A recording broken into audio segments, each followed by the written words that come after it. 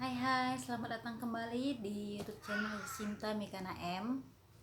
Nah, pada kesempatan kali ini aku mau sedikit sharing perlengkapan apa saja yang diperlukan bagi ibu yang ingin melahirkan, yang akan melahirkan. Kemudian untuk melewati masa nipasnya juga kira-kira apa yang diperlukan agar kesehatan ibu nipas itu tetap terjaga. Oke, jadi ini aku lebih khusus untuk ibu-ibu yang melahirkan secara normal ya, artinya kita bukan operasi, tidak sesar. Jadi kita hanya perlu perawatan di area bawah, area kemaluan wanitanya.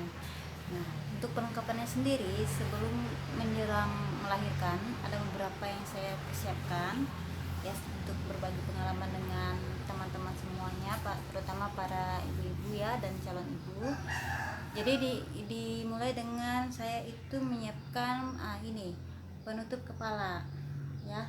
Jadi setelah melahirkan itu badan kita akan terasa ya dingin, kemudian kita akan mencegah agar tidak masuk angin. Jadi sebaiknya menggunakan penutup kepala ya untuk menjaga agar tidak mudah masuk angin. Kemudian menggunakan pakaian-pakaian yang panjang, bajunya gunakan yang lengan panjang. Nah, untuk bawah sendiri ya kita menyiapkan pembalut untuk ibu masa nipas. Jadi pembalut untuk ibu bersalin. Nah, biasanya pembalutnya ini dia panjang ukurannya karena memang setelah melahirkan itu ibu akan mengeluarkan banyak cairan ya, banyak darah seperti itu ya. Kemudian setelah melahirkan kita nggak boleh dulu pakai celana selain pakaian dalam ya. Jadi menggunakan sarung. Jadi beri sarung seperti ini. Jadi saya nggak tahu, biasanya penyebutannya agak berbeda. Jadi kalau saya pakai sarung yang seperti ini, yang nyambung agar mempermudah dalam menggunakannya. Tapi kalau misalkan mau pakai sarung yang kayak model gendongan itu juga boleh, yang mana aja, yang penting dia sarung. Jadi kita nggak bisa dulu mau pakai celana ya. Kemudian jangan dulu menggunakan pakaian-pakaian yang ketat, terutama di bagian yang selangkangan seperti itu. Kemudian saya juga siapkan kaos kaki.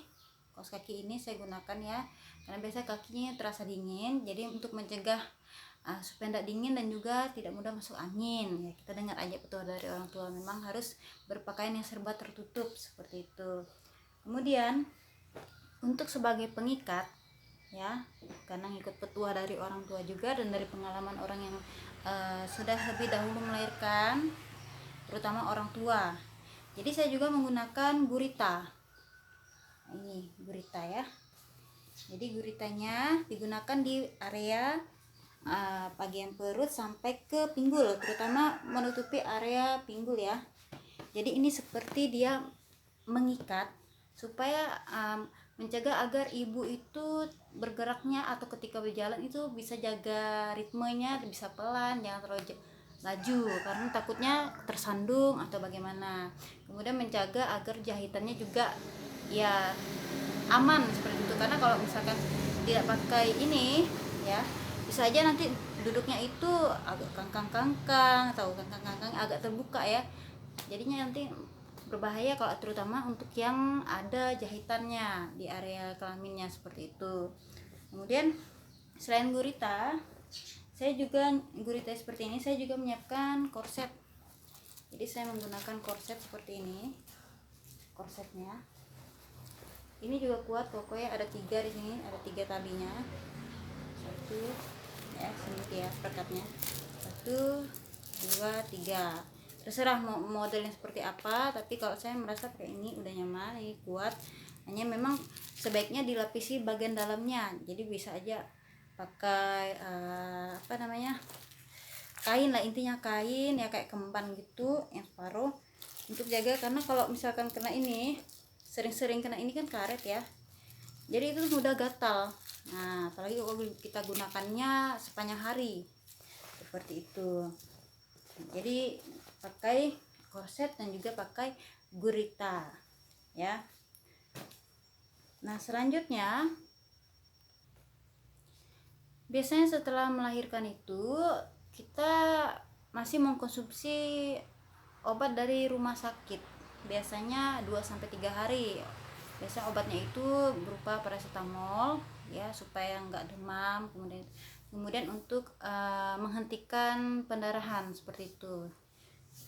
Nah, selanjutnya untuk hari-hari berikutnya, ini pengalaman dari saya juga menyarankan untuk ibu-ibu bisa konsumsi jamu bersalin. Kalau saya gunakan yang ini, yang produk dari Air Mancur ya. Jadi ini yang lengkap. Dia ada pilihan di sini, mau yang jamu atau yang pil. Jadi ini kalau punya saya kan yang jamu ya, jadi pakai seduh untuk penggunaannya. Tapi ada juga yang pil, jadi bisa ditelan ya, telan langsung berupa kapsul seperti itu, berupa pil. Ini banyak sekali isinya. Jadi dia petunjuknya ada di sini lengkap ya. Jadi ini ada jamu bersalin 1, 2, dan 3. Jadi ada 3 jenis jamunya. Yang khusus jamu yang untuk dikonsumsi, yang untuk diseduh atau untuk ditelan, nah, diminum seperti itu. Jadi ini sampai yang jamu bersalin 3 itu sampai pada dimulai dari hari yang ke-29 sampai selesai ada itu 20 bungkus ya, dari hari yang ke-29.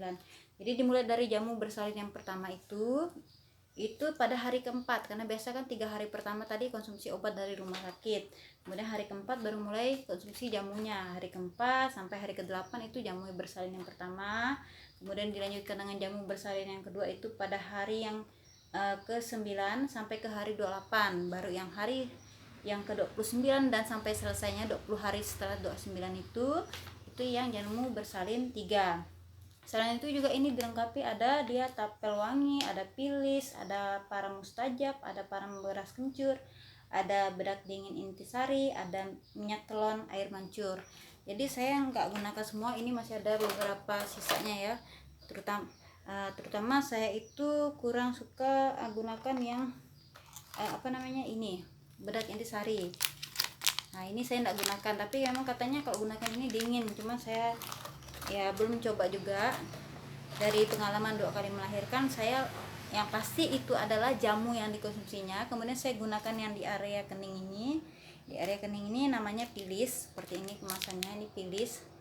Ini saya tidak habis karena saya kemarin gunakannya hanya sekitar 2 minggu setelah melahirkan. Ini kan disarankannya ya, sampai selesai masa nifas 40 hari. Selanjutnya selain itu saya juga gunakan yang di area perut bawah ya. Di area perut bawah itu ini namanya tapen wangi ya, ini untuk menjaga supaya tidak mudah masuk angin juga, kemudian merapatkan juga bekas-bekas melahirkan kan biasa perutnya kan melar ya, jadi ini membantu untuk mengencangkan kembali. Seperti itu yang saya gunakan selain tadi konsumsi jamunya. Jadi nanti disesuaikan aja yang mana yang cocok. Untuk minyak telon juga saya gunakan, itu minyak telonnya untuk ke bayi, jadi digunakan juga.